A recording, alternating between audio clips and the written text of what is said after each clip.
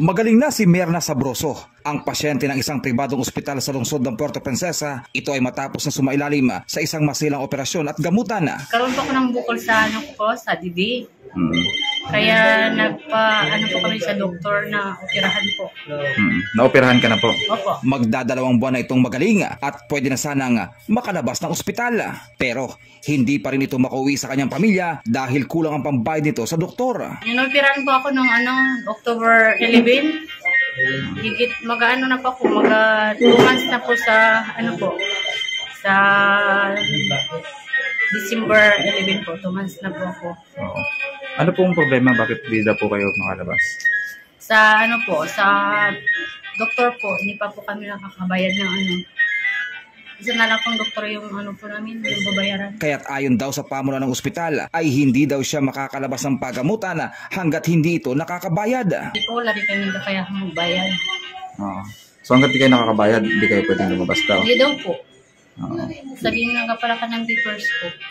Hindi naman po makaalis dito Kasama si Board Member Winson Arzaga, pinuntahan ng news team ang naturang ospital. Ngunit tumanggi ang mga kawan nito na magbigay ng kanilang pahayag sa kamera. Wala rin doon ang mismong pinuno ng pribadong ospital.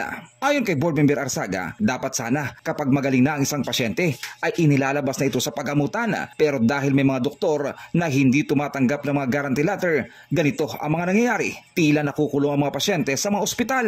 Sige talaga, pag magaling ng pasyente, labas mo na yan. Walang rason na hindi mo ipapalabas yan. Magaling na Ang nagiging problema kasi rito, may mga doktor na ayaw tanggapin yung ating letter of guarantee na ibibigay ng gobyerno. So nangyari, habang walang bayad yung pasyente, standby. Mayroon pang mga kaso na kahit patay na ang mga pasyente ay hindi pa rin nakakalabas sa mga ospital dahil kulang pa rin ang mga pambayad. Marami ako lang dito. Namatay na, hindi may labas ang patay, walang pambayad. Hindi makalabas yung pamilya.